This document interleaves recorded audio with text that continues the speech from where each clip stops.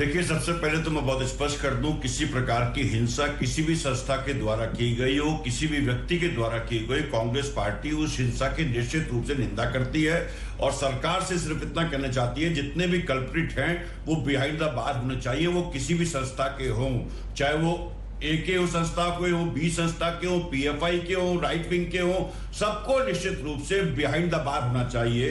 अभिषेक मनु सिंघवी जो हमारे कांग्रेस पार्टी की राष्ट्रीय प्रवक्ता हैं, इस विषय पे निश्चित रूप से कांग्रेस पार्टी की तरफ से वक्तव्य दे चुके हैं। पहली बात तो ये कहनी थी मुझे। दूसरी बात, अब मैं संबित पात्रा जी के बयान पे, और जो इस्लामिक स्कॉलर जिनका लिख रखा है आपने, ये इस्लामिक स्कॉलर नहीं है।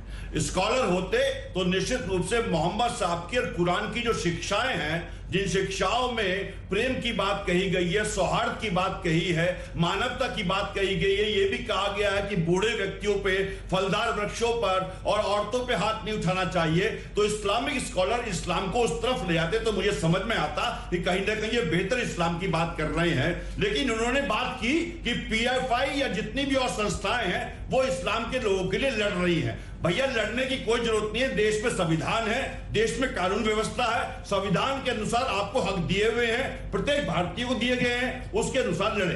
दूसरी बात, अब संबित पात्रा जी के बयान पे आता हूं। संबित पात्रा जी ने जिस तरह से बयान दिया है, उनका बयान निश्चित रूप से एक ये कहने का मतलब है कि हिंदुओं पे बड़ा अत्याचार हो रहा है, जबकि हिंदुवादी सरकार है। तैमूर लंग, मोहम्मद गजनवी, मोहम्मद गौरी, अंग्रेज, डच, फ्रेंच, पता नहीं कौन कौन आक्रमणकारी आए, लेकिन हिंदू धर्म को खत्म नहीं कर पाए। लेकिन पिछले 2014 से लेकर के 2020 तक पता नहीं हिंदू धर्म पे कितना आक्रमण हो रहा है, और इस हिंदुवादी सरकार के टाइम पे हो रहा है। तो संबित पात्रा मुझे बताएं कि हिंदुओं को रोजगार दे दो, हिंदुओं को बेहतर जीवन दे दो तो ज्यादा बेहतर होगा।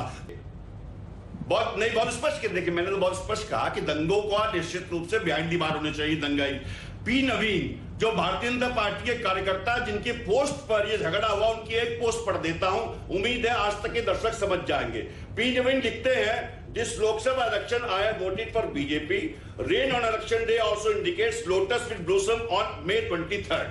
तो उन्होंने भारतीय जनता पार्टी के वर्कर हैं और भारतीय जनता पार्टी के वर्कर होने की वजह से उनकी गिरफ्तारी 3 घंटे लेट की गई। मैं ये पूछना चाहता हूं, उन्होंने ये कार्य किया पी नवीन ने, वो भी बिहाइंड द बार होने चाहिए। जिन्होंने कानून हाथ में लिया वो भी बिहाइंड द बार होने चाहिए। मैं क्या कह रहा हूं, बिल्कुल निश्चित रूप से मैं एक बात कहना चाहता हूं, कानून सम्मत जो भी प्रक्रिया है वो फॉलो करनी चाहिए। मैं आपके वक्तव्य को आगे बढ़ा रहा हूं, जिस वक्तव्य में आप ये कहते हैं कि कानून व्यवस्था की जिम्मेदारी केंद्र सरकार की थी।